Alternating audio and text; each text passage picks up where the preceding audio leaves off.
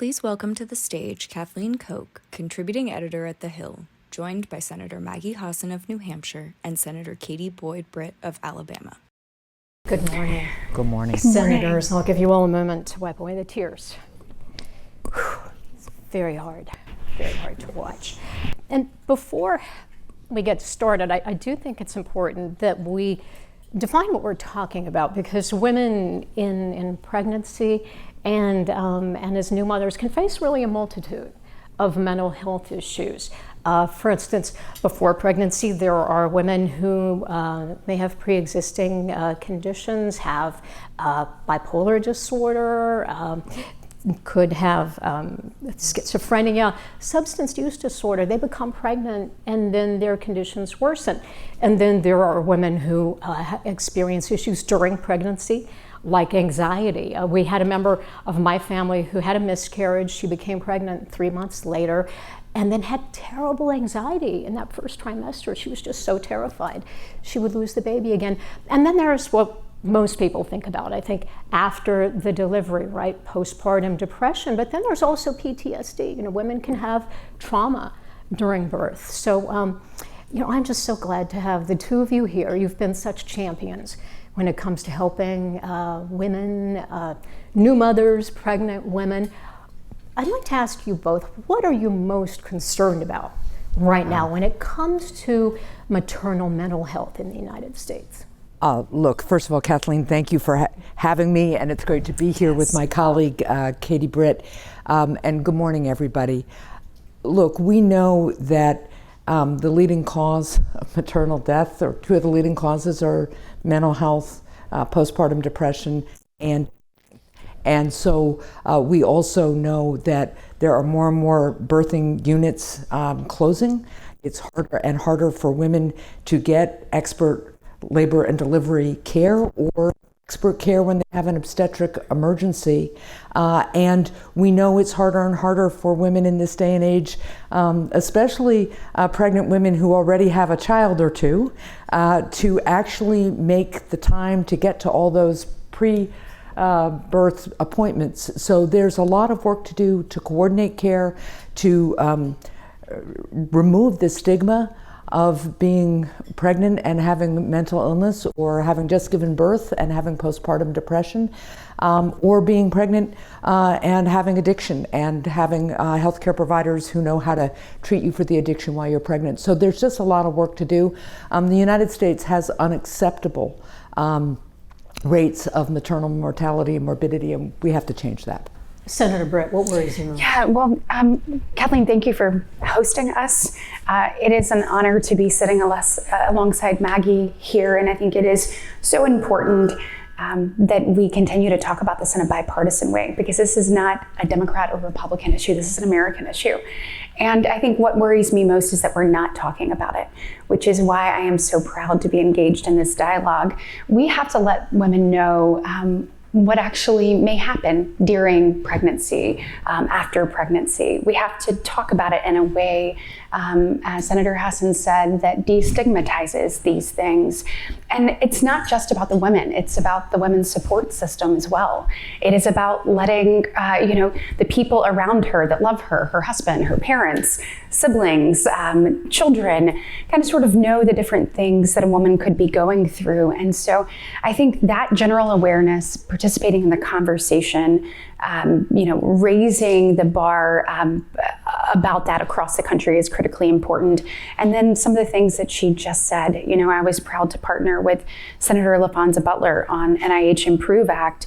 And that is, working to help figure out what is happening with maternal mortality in this nation. It's moving in the wrong direction. So is that all about research? That is about research. It absolutely is. And it's about getting to, the numbers in 2024 should be going down, right. And instead they're moving up. And so what are we missing? Unfortunately, Alabama has the highest maternal mortality of any state in the nation, and it disproportionately affects the African American community. So what are we missing? And how do we get those resources to individuals? We also have many maternal care deserts. And just as Maggie was talking about, how do we make sure that these women have an opportunity, whether it's through telehealth or whether it's through other opportunities in more rural communities, that they get the care they need in the prenatal the postpartum phase, and in the early childhood development phase. Now, are you two taking that on? Is that part of the Rural Obstetrics Act that you're working on together? Yes. Those maternity that is so just to give you a sense, so New Hampshire over the last decade has lost 11 birthing units, and the average travel time in New Hampshire to a labor and delivery unit or center is now about 40 minutes. You add bad weather to that and mountains, and now it's even longer. So what we're trying to tackle is a couple of things. One is how to make sure that every emergency room in America has the equipment and the trained personnel to handle an obstetric emergency. Even if you don't have a labor and delivery unit, even if you don't have obstetricians on staff, what do docs and nurses need to know if they are confronted with an obstetric emergency? So there are a couple of ways to do that. Training, so the bill would fund training, grants for the equipment that you need, and then the other idea here is a telehealth service that's nationally available, so a doctor, the staff in an ER can hook up to 24/7 obstetric experts to handle an emergency wherever that's taking place. So those are some of the things that this would do. It's, you know, the other challenge here is that in New Hampshire we have some birthing units in more rural areas where the number of births is actually kind of low, but you got to keep it fully staffed. And so the costs here are different in rural communities, and we got to make sure that we are supporting those providers.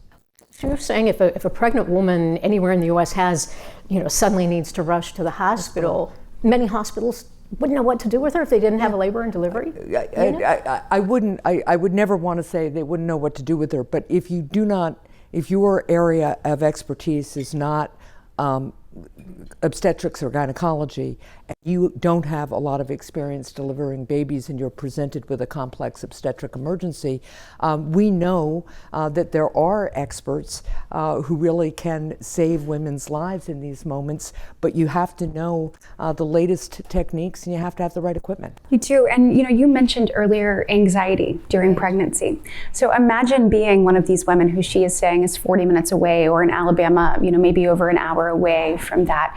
And, all the different things you're dealing with, I remember being pregnant and thinking, you kind of have a wave of emotions that I experienced, excited, but also really nervous. And, you want to make sure you're doing the right things for the baby, and that you're putting the baby in the best place possible for, to survive and thrive. And so those types of things weigh heavily on a woman as well. And so I think making sure that we are equipping these communities and these women with resources to ease that and to be prepared in case of emergency is critically important. Sarah mentioned in the introduction the task force on maternal mental health came out just this week with their recommendations. Right. I know Senator Hassan, this is pretty special for you because it was your triumph, right? The triumph from New Moms Act that mandated the creation of the task force and this new national strategy. How does it feel to see it happen, come to fruition? So I am really grateful to my co-sponsor, Tom Tillis. This was another bipartisan effort in the last Congress.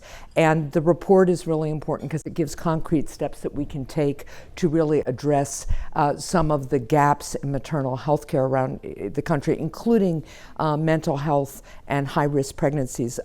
So Dartmouth Hospital up in the Upper Valley of New Hampshire is a rural academic medical center, and it is really focused on the fact that a lot of women in that part of our state can't get physically to appointments, for instance, at the end of pregnancy, when you're supposed to go once a week, or if you have a complex pregnancy, you're supposed to go more often than that.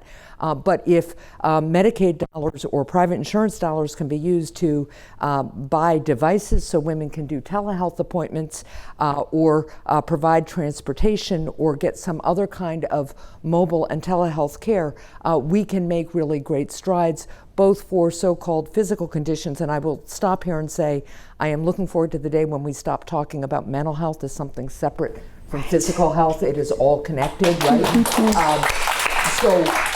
But we really, this bill generated the report we're seeing. This is about having a coordinated and focused approach in the United States of America about what we can do to really make sure that pregnant women and moms get the best possible care in the richest country on earth.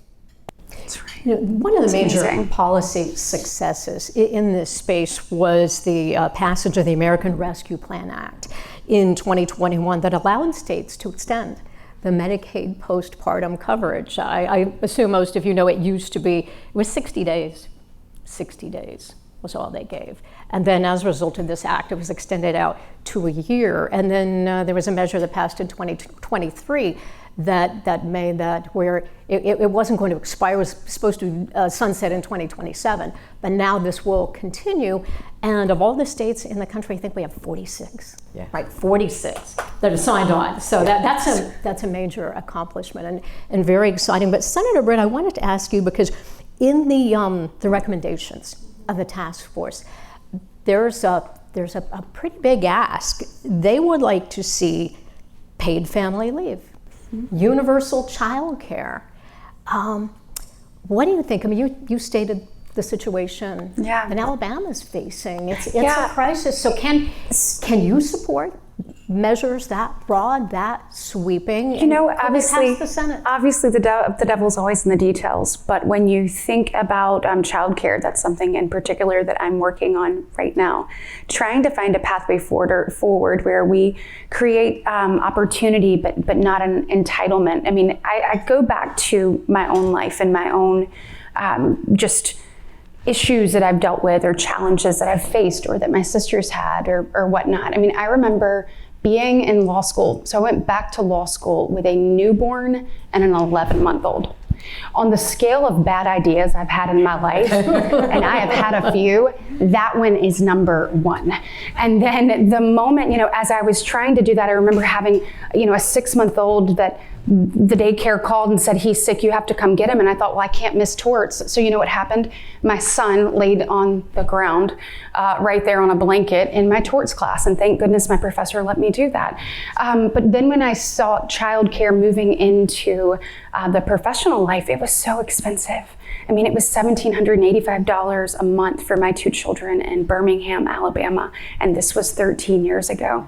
And I think, how can we make this affordable? If there are women who want to re-engage, or men who want to re-engage in the workforce, I want them to have that opportunity. I don't want the lack of childcare to be an impediment.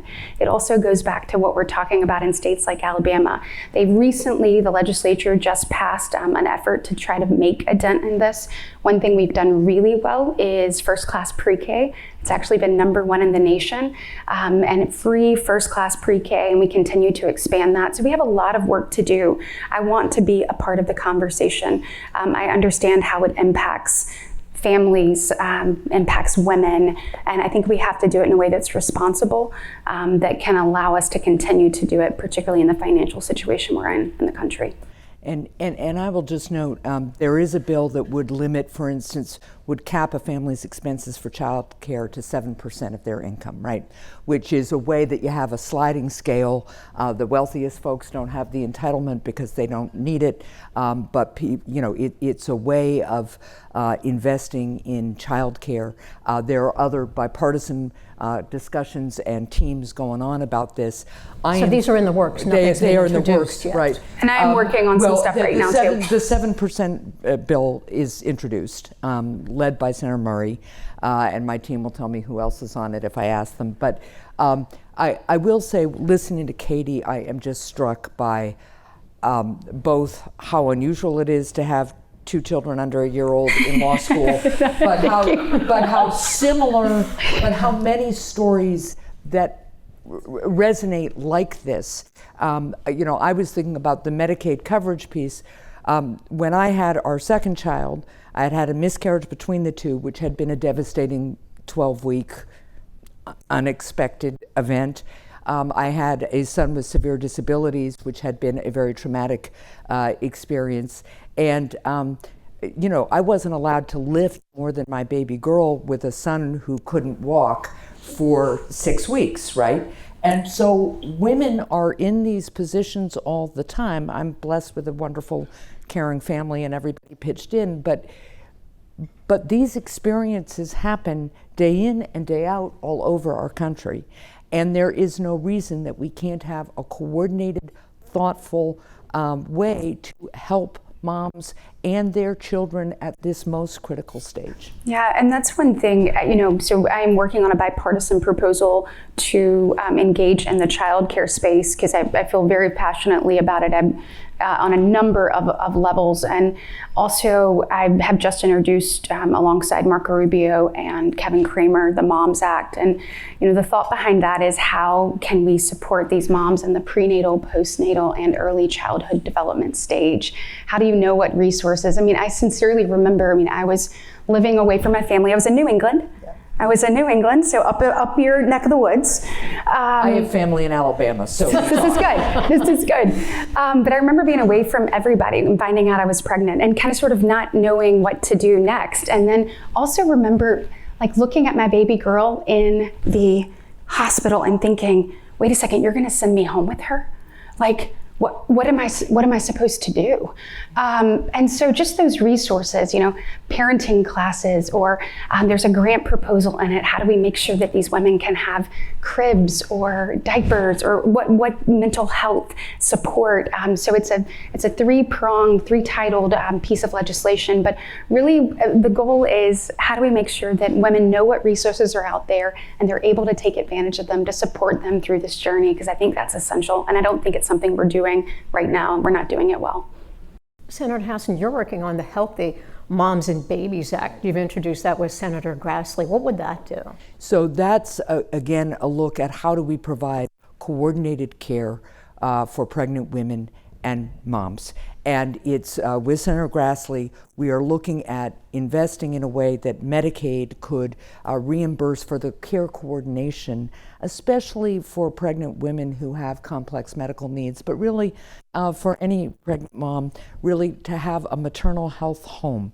And it also would invest in more telehealth for pregnant women and moms, and again, focus on the mental health needs. Again, it is really won't surprise anybody in this room because it is pregnant women and moms around the country who have been advocating for this kind of coordination.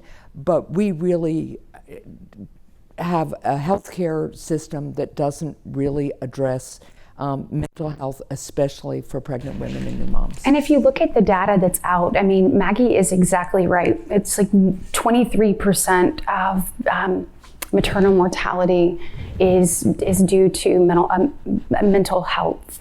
There's a mental health connection in that. And, we look at the numbers, I think 1 in 8 women suffer from postpartum, but only 50% of those are diagnosed. It goes back to the stigma, it goes back to not talking about it.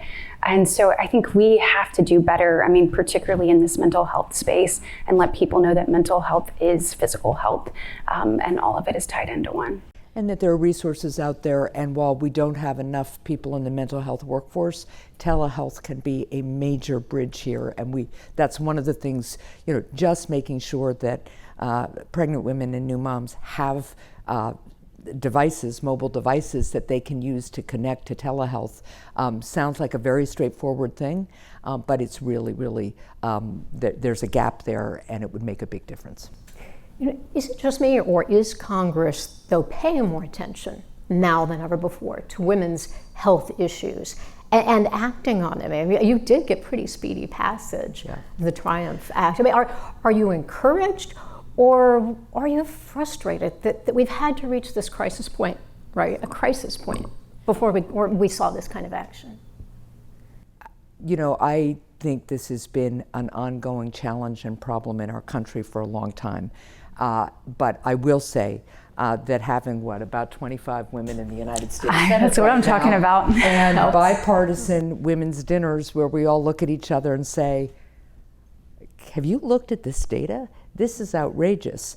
And then we begin talking about our own lived experiences and that of our sisters and our daughters and our mothers. And, this is the importance of having a diverse Congress.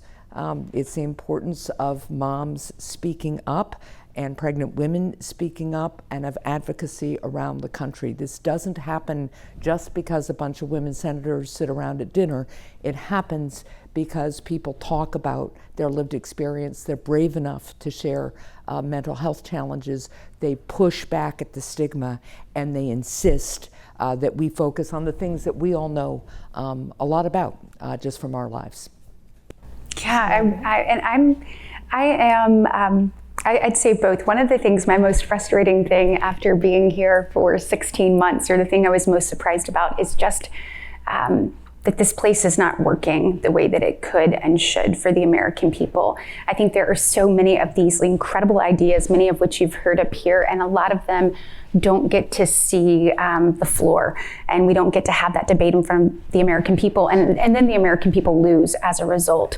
So one of the things I am committed to, I'm on the Appropriations Committee, and dug in and was like, when's the last time we did our job? When's the last time we finished this on time? It was 30 years ago. I mean, 95 is the last time we did all 12 bills individually by themselves. 97 is the last time we did it. But we finally did all 12 bills this year, but we were late. We were 174 days into the fiscal year.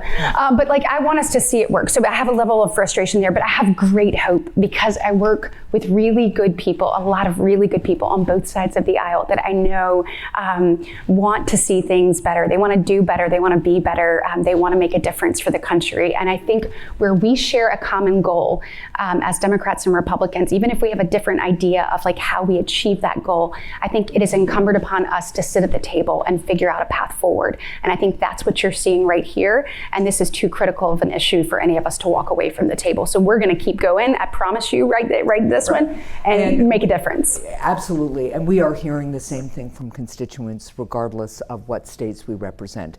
And that's, my message to people is speak up, share your experience, and keep insisting because there's lots of bipartisan interest in this area, lots of bipartisan bills we didn't talk about that would make a big difference here as well. And I'm really grateful for your coverage of it. I am, and I would just add one more thing. Thank you for covering things like this, because so often the only things you see in the media are things that are clickbait, that are salacious in nature, that maybe don't tell a whole story. And so the American people don't actually get to see the two of us talking about the same issue, wanting to work together, wanting to make a difference. I think if they saw more of that, not only I think would it be good for the soul of America, but I think it would inspire this type of work on the state level as well. And so I feel good about it, and I really appreciate you taking the time to cover it.